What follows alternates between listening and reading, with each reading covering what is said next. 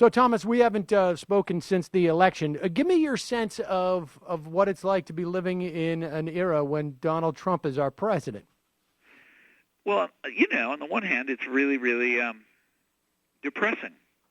And I wake up every day, and if I had a good night's sleep, I've pretty much the memory is blank, and I wake up and the sun is shining and the flowers are blooming and I'm all happy, and then I remember, I get the newspaper or something, and I'm like, oh damn, Trump is president.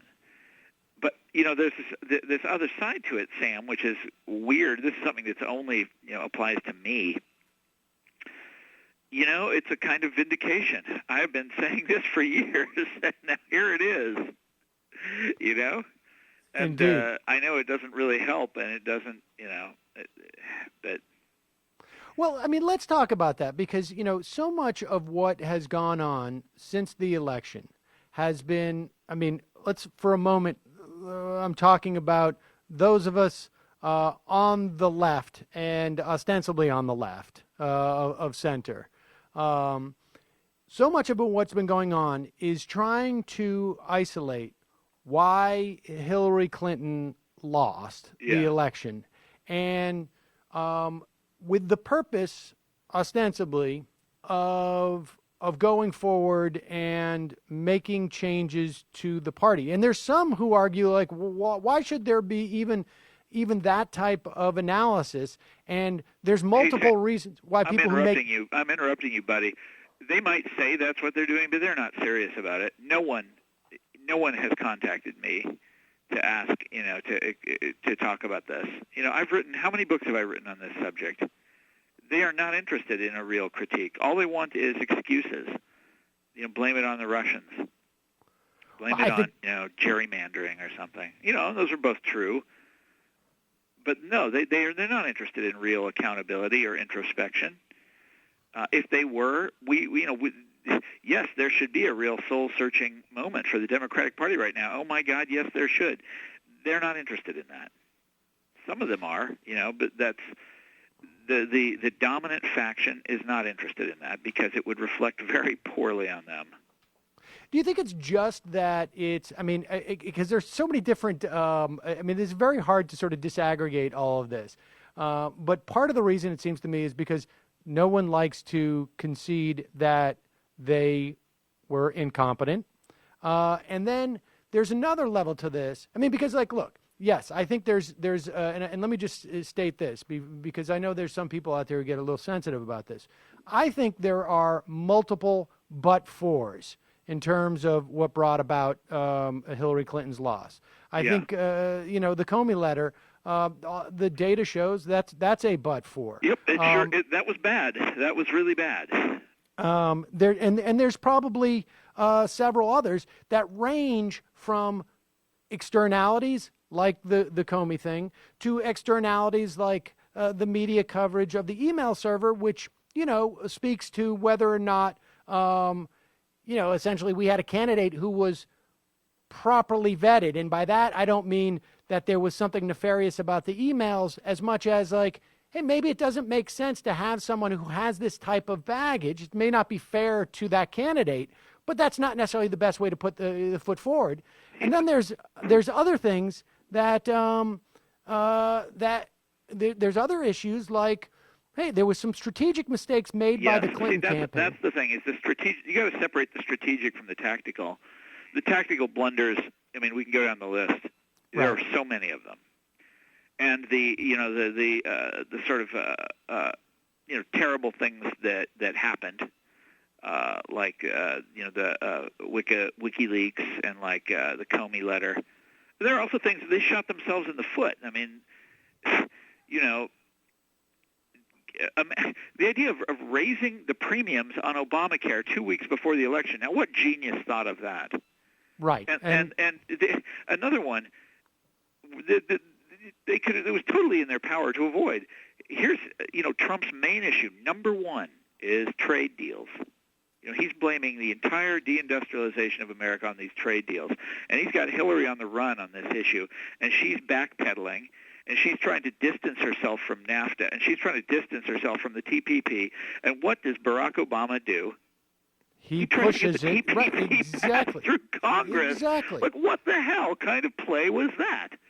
I mean and you don't hear a lot about that, and certainly the Obama people complain because about they're not it. interested in any kind of post-mortem that would actually involve blame for themselves.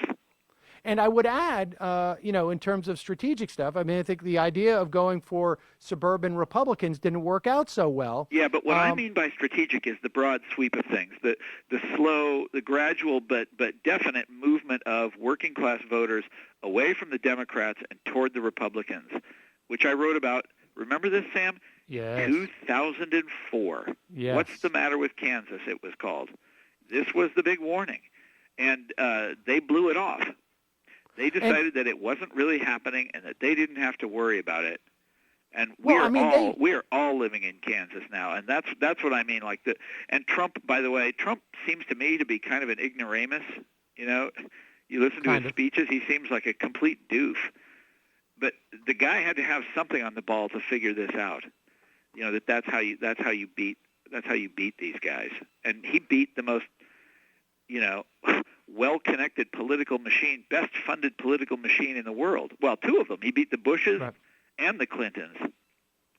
Yeah, no, I think you're right about that, and I think, and I would argue that that strategic mistake of going for suburban Republicans, Chuck Schumer made it explicit that they were willing to sacrifice. It burns me up, and it burned me up at the time. But look, if you're going to just say, "Oh, we had these misfortunes and these tactical errors," Trump had more.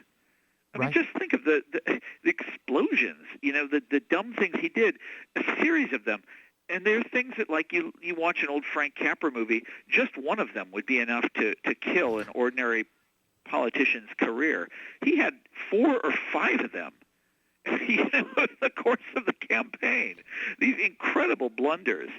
Remember the judge of Mexican ancestry? Remember making fun of the family whose kid died in Iraq? Yes. Remember, I mean, the Miss America, the beauty pageant contestant, and then the horrible, the tape about how he likes to grope women that he's never met. I mean, almost 20 women came out with charges of assault. These are things that, as long as you're wishing, the blunders away. Right. This guy's blunders were off the scale. And I mean, I know your perspective on this, but it does seem, and particularly when you start to see some of these sort of like a buyer's remorse pieces that are propagating, and when you see there are people writing like, "I voted for Trump and I'm sorry." Oh yeah. Yes. I haven't seen that. Oh, That's no, and funny. there's been a lot of reporting.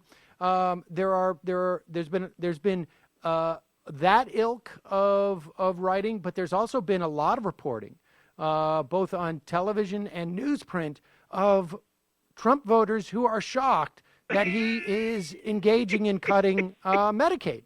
And oh my God! You also have big surprise. Who knew?